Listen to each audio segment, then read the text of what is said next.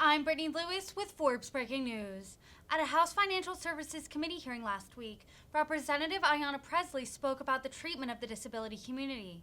The Massachusetts Democrat said that, quote, the status quo has really failed the disability community. She also asked witnesses about the treatment for one of her constituents with long COVID. Listen here for more. Madam Chair, thank you for your intentional and inclusive leadership. This is a very important hearing.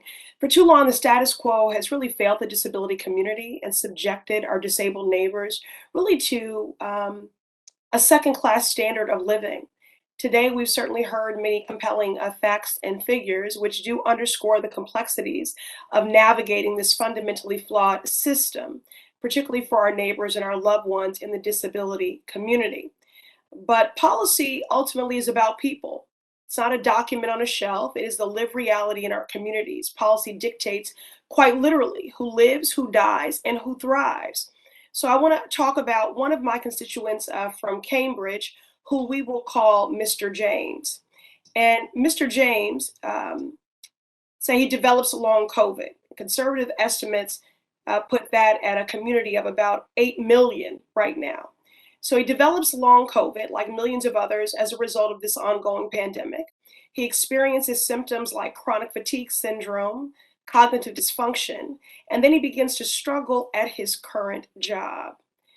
Ms. Thompson, how have individuals like Mr. James with long COVID struggled to remain in the workforce, and what barriers do they face as a result of long-term symptoms? What might Mr. James be experiencing? Thank you, Congresswoman Presley.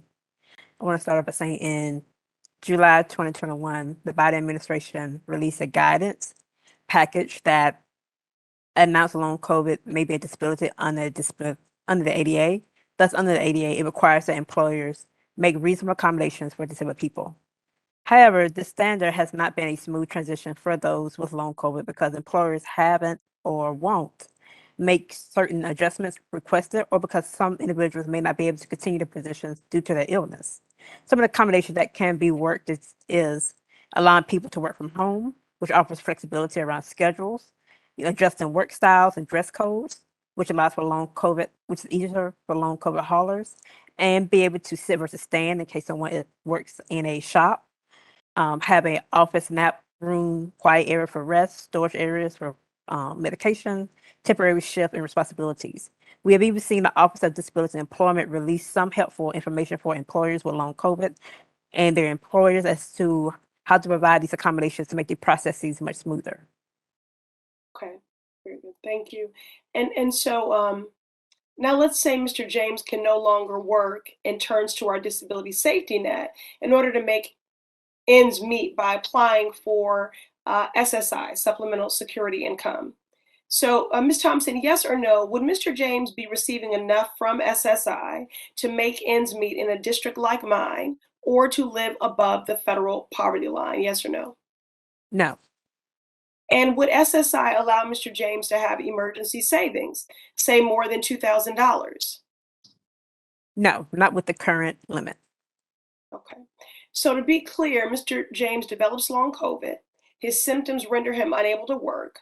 He accesses SSI but must now live below the poverty line due to asset caps that prohibit him from saving even a modest amount for emergencies, let alone to rent a safe and healthy home, because then his SSI benefits would be penalized. I agree with what Mr. Foley said earlier. People don't need to change, the systems do. And if Mr. James's disability requires him to move a wheelchair, to move to a wheelchair accessible home, Ms. Thompson, what are the challenges that Mr. James will face in trying to find an accessible home in today's housing market in, say, a Cambridge in my district? Where as a fellow wheelchair user, I understand this issue completely. While the supply of affordable housing, that's available for individual families eligible for the Housing Trust Voucher Program of public housing, the nation's main affordable housing assistance program, is already wholly inadequate. The situation even worse for those of us due to how little affordable housing in the U.S. is accessible to disabled people.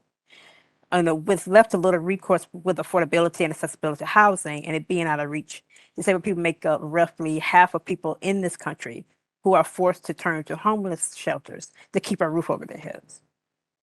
So the system is fundamentally broken, and as you said earlier, Ms. Thompson, we need to legislate in a way that's intersectional, Yes. and the system's not going to change until we recognize that disability rights are human rights, that every policy is a disability policy, and it won't change until we legislate the healing and dignity that the disability community deserves.